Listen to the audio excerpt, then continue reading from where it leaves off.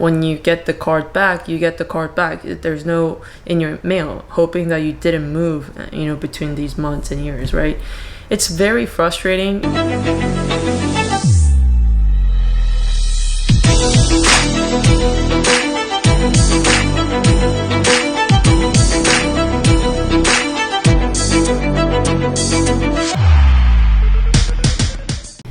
Okay guys, day in the life of a PSA employee. It is 1:46 p.m. right now, and I am just now about to eat lunch at my desk.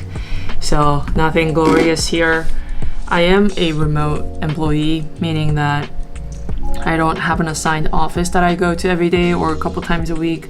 There are hotel sittings at the collector's headquarters down in Santa Ana. I've been there maybe 3 times in the last 2 months that I've worked there for different reasons, but because where I live is quite far, not by distance actually, but there's tons of traffic going down and up in those rush hours. So I am a remote employee, so I work from home majority of the time and get a lot of work done. There's definitely pros and cons of working from home. Obviously, the best pro is that you save a lot of time driving and you don't have to sit in LA traffic, which is a big one. It's a big stressor for me, so you get rid of that chronic stress. But the downside of working from home is there's not as much of a boundary between personal and work time, so I feel like I'm working all day pretty much. But I think I'll take that con for the pro that I get. So today, calendar was pretty packed in the morning. I had meetings pretty much until now, starting from 9 o'clock. So pretty busy. Usually that's the cadence, is that because we have a lot of employees that are on the East Coast, including our CEO, a lot of meetings tend to happen in the morning, and then kind of quiets down around 2 to 3 p.m. and then I get to really do my work. So just to really quickly walk down. So one, I had a data overview. So I can't get into the super nitty gritty details, but my analyst was walking over some of the data sources, how he had cut the data, and what kind of analysis that can come out of it. The next meeting that I had was a debrief on 2 interviews that I had this week with the recruiting team and the other interview panels to talk about, my take on each of the candidate, pros and cons, any yellow flags, red flags, and essentially give, a green light, red light, whether to hire, whether I was in the middle, whether we shouldn't hire, give that feedback in a roundup setting to make that ultimate decision to move forward with the candidate. And then I had a business development call with one of a big platform within the hobby to talk about partnership opportunities, which is really fun and great because I actually know the founders there.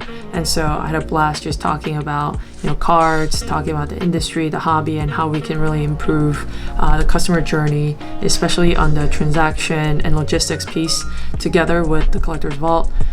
So that took about an hour, which is really fun but also tiring. When you talk a lot. I'm not a big talker, so when I talk a lot, I drain a lot of energy, but jumped right into a data reconciliation meeting here. Again, can't get into the details, but we saw some discrepancy in 2 different reporting, so wanted to make sure that we are tied hip to hip in terms of what's from the tool itself and from what we're picking up at the back end. And so did that with the data engineers and the data analytics team. And then my last meeting until I just turned on the camera was I had a one-on-one with one of my analysts to talk about how things are progressing this week, if there were any blockers that I can help with, and also preparing our weekly reports together, and trying to find ways to be more efficient with our time, and also identifying things that are not working and killing those so that we are moving as fast as we can. And then, so right now I have about an hour before my next meeting, which is also another one-on-one with our growth lead, head of growth. So I have about an hour to eat and check my DMs, check my email, write, responses. So nothing fun, but that is one half of the day so far. Let's see what else is in store for me. Oh, by the way, I have some cool cards that I got in the mail yesterday, actually. And let me start with this one. This one is the George Russell Topps Chrome Gold Auto PSA 7. Picked this up thinking amazing, I love this card. I've always wanted a gold Chrome Auto of George. Got it. Let's call it a day. But then just about like 2 weeks later, this popped into my DM asking if I would be interested, and I couldn't pass on it. It's a PSA 9. The auto looks clean. I'm pretty sure the auto is like a 10, but I'm not going to regrade it anytime soon. It's again 2020 Topps Chrome F1 Gold Chrome Auto of Russell, PSA 9, Pop 1, non-graded higher for now, knock on wood. So 2 beautiful cards sitting here. I need to drive over to my vault and put those in there. And then we have this one also, Vivian, a Chrome Auto from the 2021 UFO Women's Chrome set. Love it. I didn't pull it. I bought it graded on eBay, a PSA 10. I don't know why people don't grade the autos. Maybe it's more expensive to do so. And then the real big deals that came in yesterday in the mail that I'm super happy about, I'll start with this one, is the Alcaraz rookie cards that NetPro released this year. I got a patch auto here that kind of looks like an immaculate card. They can't call it immaculate, obviously. That's not Panini's product. That's Panini's product. It's not NetPro's, but I was able to snag this one from their website. It's out of 100. Sweet patch there. Alcaraz, till today he did amazing. I don't think he's dropped a single set so far in the US Open. And then the second card I got was this sort of retro international series that we're all familiar with from NetPro, with Federer and Serena's rookie cards. So these are essentially RPA's patch auto, and it's his rookie card. These are numbered out of 50, so we have 17 out of 50. I thought it was a little bit weird how the one is shorter, but I think all the cards are like that so far that I've talked to other collectors about. And then the third tennis card that I got is the same exact card, but thankfully I got a new patch, or a different patch, at least 2 colors in there.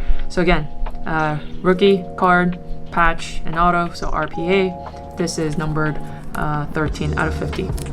There's some conversations in the chat room that folks have already sent it to grading, folks are still waiting. I never really liked opening these cards out of the sealed case. Kind of like, what's the point? I mean, it came sealed, meaning it's probably authenticated and legit from the manufacturer. And these thicker cards tend to be really tough on grading. I mean, I already see some flaws like in the corners. Sorry, it's not focusing well, but it's super thick, meaning that there's essentially 8 corners to grade. So I think that's really where a lot of the docs are given from, and I think I see even like a indentation at the surface at the front here. So like obviously you want to get a good grade out of these, so I don't really know the intentions of like grading these cards, but maybe eventually I'll do that as well. But I've actually never gotten a PSA 10 grading a thick card. So that's just me. Even the most latest thick card that I had to grade, because I bought it at a show out of the pack. I mean, actually, I don't know if there was actually come in a sealed case or not, but I basically bought a Coco Gauff's Exquisite Auto, not the patch auto, but just auto in that kind of retro form. I bought it raw, and it was just like in a sleeve, so I wanted to grade that because I didn't want to damage the card. It ended up becoming a PSA 9 Auto 10, so I'm very happy about that. But enough about cards. I need to eat some food and maybe catch up on some emails, so I'll talk to you guys soon.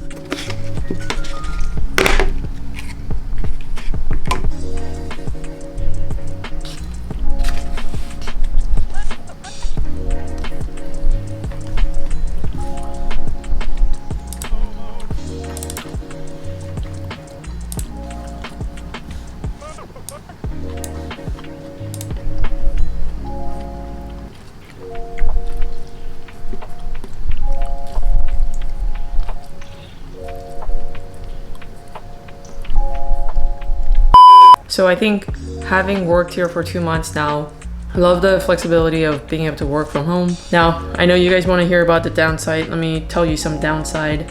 Because it's decently a new organization after Nat Turner's group and some of the other groups took over, there are definitely areas that I do find frustrating. For example, there's not really defined ways to tackle, for example, customer service. Customer requests and complaints and comments and feedback can really come from everywhere. It's not really properly funneled, in my opinion. And so it would come through Nat Turner's DM, it would come to my email, it would come to our CMO's email. It might be on Instagram, it might be on Twitter. I mean, I think that's one big thing that I really believe is key to success in a business in the industry is just great like transparency and timely customer service. So like, I mean, like you guys know how that Topps redemption and all those stuff work. Like it takes months to even a year plus, right? I have a card at Topps that I sent last March. Anytime I send an email or to or give them a call to find out what the status is of the card, I only get sort of this predefined response of it can take up to 6 to 9 months, and we really can't check the progress. There's really no identifier to the issue, by the way. I sent in a form with my name and my email, so I imagine that they would track it to some degree by my email or my phone number, hopefully. And when you get the card back, you get the card back. There's no in your mail, hoping that you didn't move, between these months and years, right? It's very frustrating. If you think about Amazon experience today, you try something, you thought it would fit, your home or your computer, but it doesn't. The return process is like this. If you have an issue, let's say I had a package that said it was delivered, but I let them know, hey, I never actually got it, and the picture that the person took of is actually not my house at the door, and the refund is like this. I mean, obviously refund of an accessible item and a necessity, like sort of like low dollar amount versus like replacement of tens and thousands of dollars can be very different in how it's treated. But I genuinely believe that if you get customer service right and the operation excellence right, there's really no way to fail in this business, because that's not seen in the current leaders in the industry, right? To be very transparent and candid, no auction house, no vault service, no grading company has those two things down. That I know of, at least, like the bigger ones, right? And so I really want to push the business towards that direction where we have a scalable way to respond to customer requests, customer service, and also have an operation that is not going to require 100 people to do something, but you have like 10 people at each step of the process, kind of like a automotive manufacturer, right? If you go to the factories of like Ford and GM in Detroit, there's literally one thing that each person does, and they do really well, and they focus on doing that. And I really think that this is really just like an operations machine, not really trying to like add value by, I don't know, like trying to market the card for you, or because the assets really speak for themselves. You know what I mean? Like if you have a Luca NTRPA, that's Luca NTRPA. We don't need to, add on additional marketing material for it. We don't need to, color it in a different way, like the slab itself, or, etc. Like it is NTRPA. So like that's just like one thing that I do find frustrating, is like how it's not there yet, and the customer feedback loop is definitely not there where I would want my business to be if I ran the business, and I'm sure a lot of leaders feel that way. And another thing that I really miss from being in tech sort of environment for the last decade and coming into this industry is sort of the velocity of things. And I talk about this quite often in all my meetings and my conversations, in my one-on-ones, is I think have a different expectation of how fast decisions should be made, or how fast certain improvements and product development should take. I think it all depends on, like, for example, like even in your own life and in my own life, if I give myself a week to do something, it'll take a week. But if I give myself 3 hours to do something, I will do it in 3 hours. I really do think that, and that's my personal philosophy, is it's like a self-fulfilling prophecy, where like if you think that you can do this in 3 days, it'll probably get done in 3 to 4 days. But if you give yourself 3 hours to do it, you'll probably get it done in 3 to 4 hours. That's how I felt, honestly. Like even in college, like if I prepare only to get like an A-, I would definitely get like a B+. But if I really try to master the content, the subjects, and really try to understand it, and then also apply it in like new circumstances that I can really think about, like really prepare for it, like then I would really be setting the bar curve and like getting an A or A minus or whatever, right? So I think that's like just like who I am, and I have been building to be, you know, over the top. I mean, and some of you may think like the word perfectionism might come in, but I really don't think that's perfectionism. I think it's just, there's just so many things to be done, you know, especially in this space. There's so many low-hanging fruits that we can do to improve. When I say low-hanging fruits, I know that's like a jargon. Like if we do these two things, it would have like incremental, like multiples effect, you know, in improving a customer's journey, collector's journey, including liquidation, you know, vaulting and trading and all of that, right? Grading included, of course. And so I feel like there's just so many things to be done. And so like for me to like sit around and give myself like a whole year to do like a couple of things, that doesn't jive well with me, and that is not who I am. And so that's like one area that I've been feeling, you know, like a little bit, you know, frustrated and a little bit like blocked in a sense. But, you know, obviously that's another experience that I need to kind of take home with me is, you know, none of these stuff can be done by a single person. You need the expertise and the skills of multiple different people. So learning how to kind of, you know, push and influence deadlines and, you know, product roadmap as much as I can, but in a way that's collaborative and, you know, innovative, and also, you know, good for team morale, culture, and like sort of longevity of the product is very, very important. So those are some pain points that I'm feeling right now, 2 months in. It hasn't honestly been that long, but it feels like I've been working here for a long time, just because the amount of, I think, passion and time that I've been spending into it.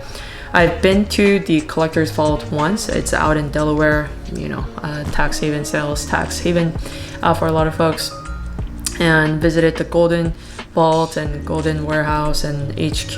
It's really nice facilities. I've actually never been out to Delaware before, so I was very shocked at how green everything was. Even coming from California, everything's just like super green. And I think we had like Starbucks every morning for breakfast, and then like some random like fast foods all around during the week because we were kind of short on time between meetings. But yeah, those trips were good. Do I like traveling 6 hours on a flight to Philadelphia and then doing like a 30-minute to, you know, Delaware and sleeping in a hotel? No, but I do think it's really nice to be able to like get to talk to the ops people on the ground who are processing these cards, who are organizing these cards and memorabilias in the vault, and hearing their pain points and trying to improve it as much as we can from a process and you know, operations perspective is like actually pretty meaningful. So that's really been my experience so far. I can't wait for some of the products that we've planned out to come to fruition. The work that I do really involves around reporting, analytics, dashboarding, and sort of metrics driven. So, you know, how did something perform? So for example, how did, you know, X, Y, and Z perform? How are they performing? Where do we see it performing in the future? Those are kind of the questions that, you know, come to our team. And also a part that I help out with is business development. So engaging with whether it's businesses in the industry or, you know, like high-end collectors, mid-end collectors, dealers, etc. to, you know, like even like just do like informal interviews of like, what are your biggest pain points? How can we help you solve that? Is this like a one-time pain point, or is this across everybody? And, you know, trying to partner together with industries experts to see if we can like kind of collaborate to bring out meaningful experience to the customers and have fun along the way. So I've been having a lot of fun wearing a lot of different hats. I think like one day I'll find myself like trying to value really, really high-end cards because we don't really know the values to, or one day I'll be chatting it up with fellow you know, collectors employees who are F1 collectors, and whenever, especially when there are races over the weekend, we like, you know, go into tangents about the car market, the race, the drivers, next year's team, stuff like that. To doing heavy SQL deep dives with my team about, you know, certain cuts and certain divides. Are there data issues? Why is it, you know, logged? And we do find like fat finger errors, obviously, from it, to having just like meaningful like one-on-one conversations with leadership about future of the hobby, future of the industry, what can we do to make it better, you know, where do we see ourselves in the competitive landscape, stuff like that. So yeah, that's really the beauty of being part of like a startup environment, is you really wear multiple hats, and there's not really a sense of like pushback, like, oh, that's not something I do, unless I guess if you're like in social media marketing, you won't be touching like finance maybe. But because my role is pretty general and broad, like I feel like I do get to see a lot and get to touch a lot of the products that we release and the conversations that we have, which has been a fun experience. So my meetings are over for the day. I have to go pick up the children from their schools. I come back, we have dinner, we take showers for the kids, read books, put them down, and I'm usually back online on my computer, whether it's finishing up work that I couldn't finish because I had to go pick them up, or scroll through eBay, MySlabs, PWCC, Golden, Heritage, all these different COMC, all these different places to find good cars that I want to buy, and also do trades on DM. So that's really what a typical day in my job looks like here at PSA. And also to note that everyone at PSA have different roles and their days may look very different, whether it's in the office or in their home or working with different type of clienteles or internal stakeholders. It looks very different. That's it for today's video. Make sure to hit that subscribe button. I'll see you guys in the next one. Bye.